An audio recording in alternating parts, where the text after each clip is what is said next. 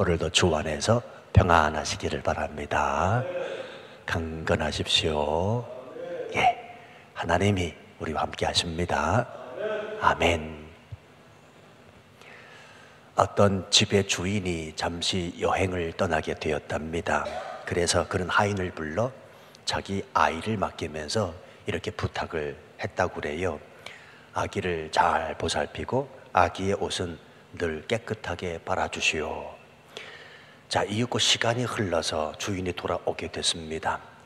주인이 돌아오니 그 주인을 맞으며 하인이 이렇게 말을 합니다. 주인님, 여기 아기 옷이 있습니다. 보시다시피 아기의 옷은 깨끗하게 잘 보존되어 있습니다. 제가 날마다 깨끗이 빨고 그리고 다림질 했거든요. 그런데요, 참 죄송합니다. 아이는 어디 있는지 저는 알지 못합니다. 이렇게 말했대요. 여러분, 이 짤막한 이화입니다만 정작 중요한 것이 뭘까요? 정작 우리가 귀하고 또 보존해야 될 것이 무엇입니까? 우리가 신앙 그리고 하면서 정작 귀하고 그리고 정말 가치 있고 그리고 정말 그것에 대하여 애를 써야 되는데 그렇지 않은 비본질적인 곳에 신경을 쓸 때가 얼마나 많은지 모릅니다. 성도 여러분이요, 저와 여러분에게 중요한 분은 오직 예수 그리스도입니다. 그 예수 그리스도를 붙잡아야 되는데 그렇지 아니하고 다른 격가지들이 본질인 줄 알고 그것에 쫓아서 생활하는 사람들이 의외로 많다는 사실입니다. 제가 주일날에도 설교했습니다만 말씀도 그래요. 자, 우리가 들어야 될 메시지가 무엇입니까? 예수 그리스도의 십자가 고난과 부활이라. 뭐 숱하게 들었기 때문에 뭐 질릴 수도 있고 뭐 따분할 수도 있겠습니다만 아니요. 그럼에도 불구하고 우리가 또 들어야 될 말씀이 뭐냐면 예수 그리스도의 십자가 고난과 부활입니다. 그게 핵심인데 그게 아니더라는 말입니다. 말씀이 아니라 예화가 기억이 돼요. 그렇죠? 뭐 저도 마찬가지입니다. 그리고 재미난 이야기, 웃긴 이야기를 해야 설교가 잘 됐다라고 평가를 하는 사람들이 저와 여러분이라는 사실입니다. 여러분, 본질을 붙잡고 사셔야 됩니다. 예수 그리스도 외에 그 모든 것들은 양념의 격가지들이라 라는 사실을 꼭 기억하실 필요가 있습니다. 오늘 두아디라 교회, 자, 우리가 에베소 교회 살펴봤고 버가모 교회, 그리고 어제 어느 교회였죠? 갑자기 까먹었네요. 예, 버가모 교회, 예, 에베소 교회, 그리고 서머나 교회, 그리고 버가모 교회를 살펴봤고 이제 오늘 네 번째 두아디라 교회를 살펴보게 됩니다. 자, 이 두아디라 교회가 칭찬도 받았지만 역시나 또 하나님 앞에 책망을 받고 있습니다. 그 책망받음이 무엇인지 또 우리가 한번 생각을 해보시자고요. 자, 이 두아디라 교회가 위치하고 있는 이 두아디라 교회의 두아디라 지역을 조금 살펴볼 필요가 있는데 한마디로 이 두아디라 지역은 무역으로 최적화된 곳입니다. 그럼 여러분, 무역으로 최적화됐다라는 말은 돈이 많다는 이야기입니다. 그러니까 상인들이 많고 또 각종 사업들을 펼치고자 하는 사람들이 많이 모여져 있었던 지역이 바로 이 두아디라 지역이었습니다. 사도행전 16장에 보면 바울이 두아디라에서 누구를 만나요? 자주 자색 옷감 장사 루디아를 만나게 됩니다. 그러니까 그냥 이게 우연이 아니라 자색 옷감 장사 루디아를 만나는 그 이유는 바로 그것이 자색 옷감 장사로 돈을 많이 벌 수 있는 곳이었음을 우리가 알 수가 있습니다. 한마디로 상인조합 길드가 형성되어 있었고요. 그래서 경제적 이득이 많이 높아지는 그리고 풍요로운 지역이 바로 이 두아디라이었습니다. 경제 활동이 활발히 이루어졌던 곳이라는 말입니다. 그래서 경제적 풍요를 일구었던 곳 두아디라 지역입니다. 자, 그래서 오늘 19절의 말씀을 보면 내가 네 사업과 두아디라 교회 안에 있었던 교인들이 어떤 사업을 펼친 것 같습니다. 그런데 그 사업도 너무나 잘 됐고 그 사업으로 말미암아 하나님의 일들을 펼쳐나가기도 했던 것 같아요. 그래서 칭찬하고 있습니다. 내가 네 사업과 그리고 무엇을 칭찬하느냐? 사랑과 믿음과 섬김과 인내를 안다 라고 말씀하고 있습니다. 그저께 어느 분하고 차를 마시는데 그러시더라고요. 본인은 하나님에 대한 두 가지 믿음을 가지고 있대요. 첫 번째는 하나님은 살아계시다. 그리고 두 번째, 하나님은 모든 것을 아신다. 참 은혜가 되더라고요. 다 알고 있는 이야기지만 이 말씀을 하시는데 잔잔하게 제 마음 안에 감동이 오더라고요. 성도 여러분이요, 하나님은 다 아십니다. 우리의 안고 일어섬, 우리의 무엇이 부족하고 무엇이 연약하고 무엇 때문에 눈물 흘리는지, 무엇 때문에 애통해하면서 안타까워하면서 하나님 앞에 기도하는지 김 목사는 몰라도, 주변에 있는 사람들은 몰라도 하나님, 내가 믿고 있는 그분은 아신다는 사실입니다. 꼭 기억하십시오. 오늘 본문에 보면 하나님이 다 알고 계십니다. 네 사업과 사랑과 믿음과 섬김과 인내를 안다. 얼마나 멋진 말씀인지 모릅니다. 근데 여러분이요, 중요한 게 있습니다. 사업도 잘 되고 있습니다. 그리고 두아디라 교회에 속해 있는 그 교인들이 사랑하고 믿음을 보이고 서로 섬기면서 참고 인내하고 있습니다. 너무 멋지지요. 그런데 가만히 이 말씀을 묵상해 보니 너무 멋졌기 때문에 그것이 교만해졌던 것 같아요. 그래서 본질을 놓치고 있다는 말입니다. 너무나 멋진 일들을 행하고 있습니다. 너무나 귀한 일들을 펼치고 있습니다. 그런데 너무나 귀하고 멋진 일들을 펼치고 있으면서도 정작 귀한 본질을 놓치고 있다. 왜 그랬을까요?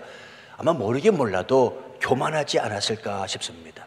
성도 여러분, 우리가 새벽 기도까지 찾아 나올 수 있는 이 믿음도요, 자칫 교만하면 본질을 놓칠 수 있다는 사실을 꼭 기억하실 필요가 있습니다. 여러분, 믿음이 언제 확인됩니까?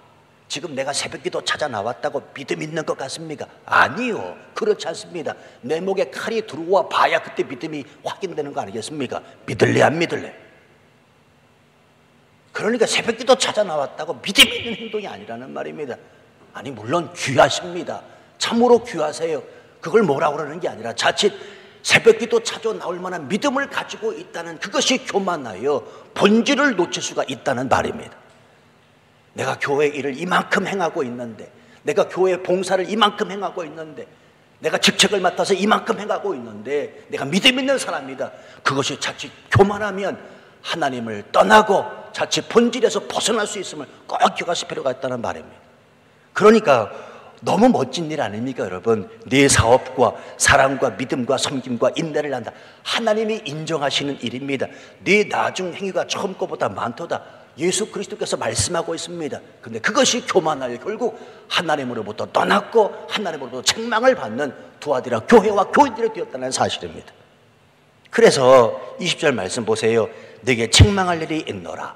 그러나 내게 책망할 일이 있노라. 그건 다름이 아니라 자칭 선지자라 하는 여자 이세벨을 내가 용납했다. 자, 이세벨은 열왕기상에 나오는 인물이지요. 남편 아합과 함께 바알 숭배를 부추긴 인물이기도 합니다.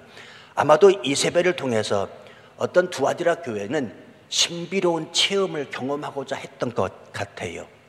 이 이세벨이 상징적인 인물이긴 합니다만 정확히 어떤 인물인지 모르지만 이 여자가 들어옴으로 인하여 이 거짓 선지자라고 분명히 말씀하지요. 이 두아디라 교회를 혼란케 했던 것 같습니다. 어떤 신비를 경험케 하고 우상의 제물을 먹게 한다든지. 근데 여러분, 이 말씀을 잘 생각해 보면 이세벨을 네가 어떻게 했다고요? 용납했다고 말씀하고 있습니다. 그러면 왜 용납했을까요? 왜 용납했을까요? 성경을 묵상하면서 여러분이 자꾸 묵상을 하셔야 돼요. 읽으실 때 묵상을 하셔야 되는데, 저도 왜 용납했을까? 두아디라 교회가 사업도 잘 됐고 사랑과 믿음과 섬김과 인내까지 있었던 그 두아디라 교회 교인들이 왜 이세벨이라고 하는 자칭 선지자라고 하는 그 여자를 용납했을까? 그건 다름이 아니고요, 아마도 이 이세벨이 좋은 관계를 핑계로 교회 안에 침투해 들어왔던 것 같아요. 오늘날 신천지 한번 보십시오, 여러분. 저희 교회는 아직 그런 경험은 없겠습니다만, 또 있어서도 안 되겠습니다만, 가만히 들어오잖아요.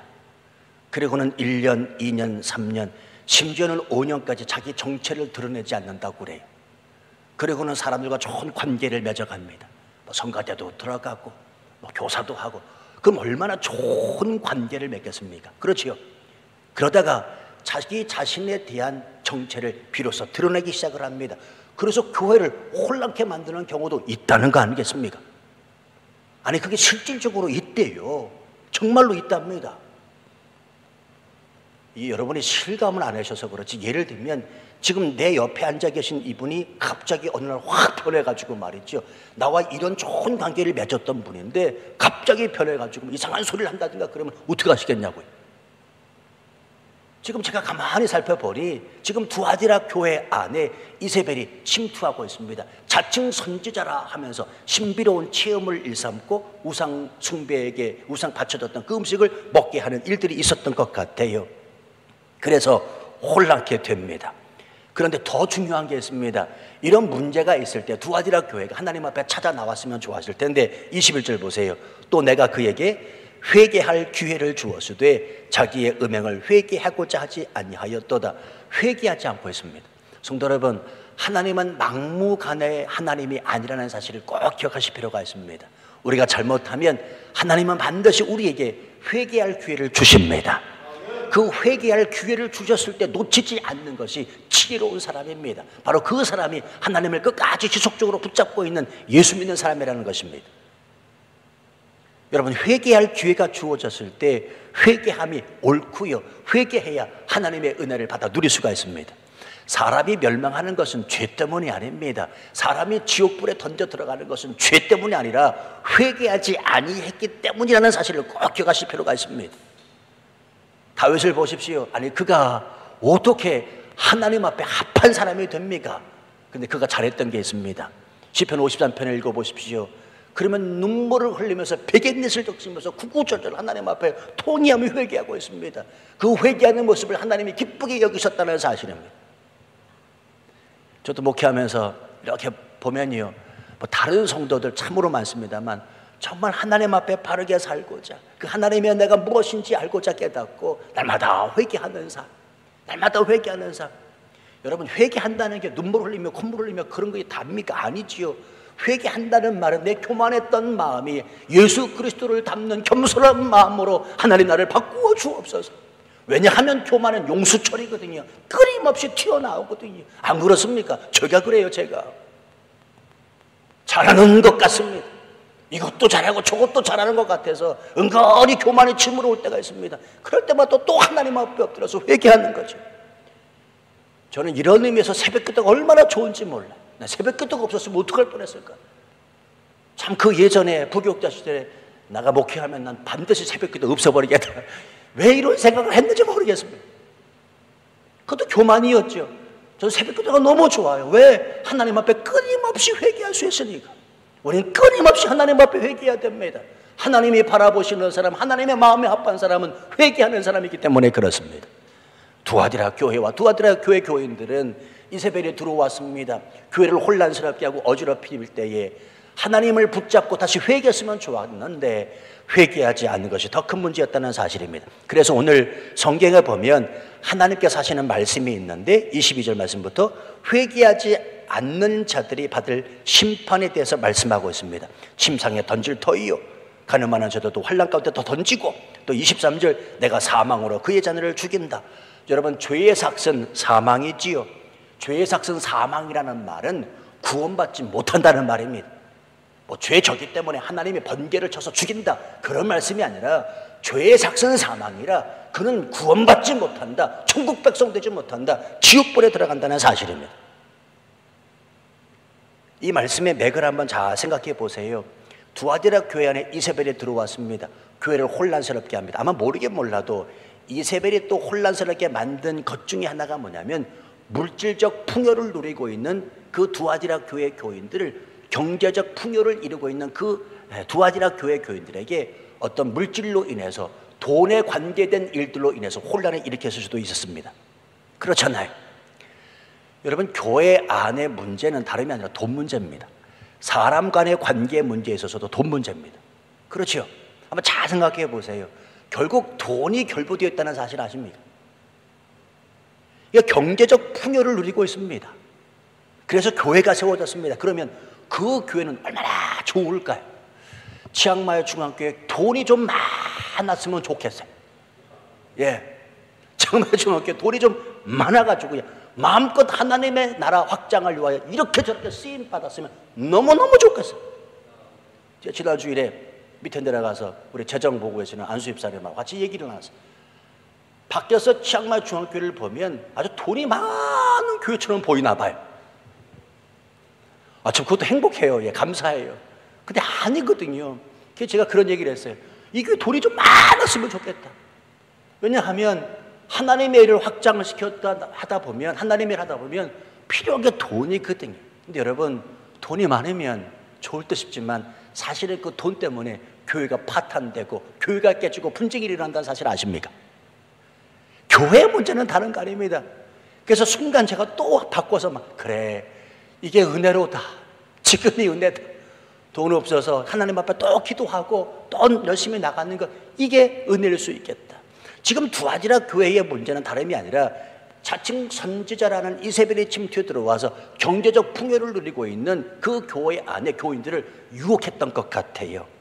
여러분, 오늘날 자본주의 사회입니다. 막강한 돈의 위력이 있고 돈의 힘이 있고 돈의 권세가 있습니다. 요는 교회도 그렇습니다. 돈이 많은 교회, 건강한 교회고 부흥되는 교회 같습니다. 그런데 그렇지 않다는 말입니다. 그리스도인은 돈의 문제에 있어서 바르게 활용하는 것이 얼마나 중요한 일인지 모릅니다. 성경이 분명히 말씀하고 있지요. 예수 믿는 것과 하나님과 예수 그리스도 그분을 믿는 것, 하나님과 재물을 겸하여 섬길 수 없다라고 성경은 분명히 말씀하고 있고요. 돈을 사랑함이 일만하게 뿌리가 된다라고 말씀하고 있고요. 돈을 사랑하면 미혹을 받아 믿음에서 떠나게 한다고 분명히 말씀하고 있습니다. 그러므로 돈을 잘 관리하는 것, 돈을 바르게 사용하는 것이 얼마나 중요한 일인지 모릅니다. 성도 여러분이요, 당신이 물질을 가지고 있다면 오직 하나님의 영광을 위해서 사용할 수 있게 되기를 바랍니다. 이 하나님 아버지의 뜻이기 때문에 그렇습니다. 돈이 옷을 잘 빠는, 옷을 잘 빨아 보관하는, 유지하는 그것이 본질이 되서는 안 된다는 말입니다.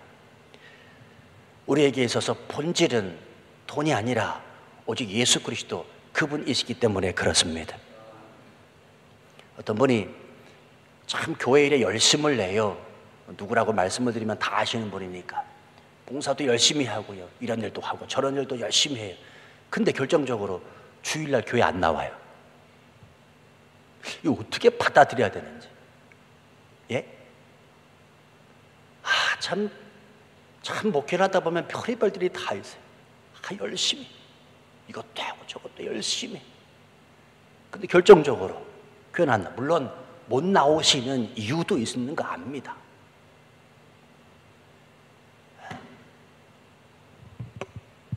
여러분, 본질이 예수 그리스도입니다. 옷을 빠는 데만 신경 쓰면 안 된다니까요. 아무리 돈이 귀해도 돈 필요하지요. 근데 정말 필요할까요?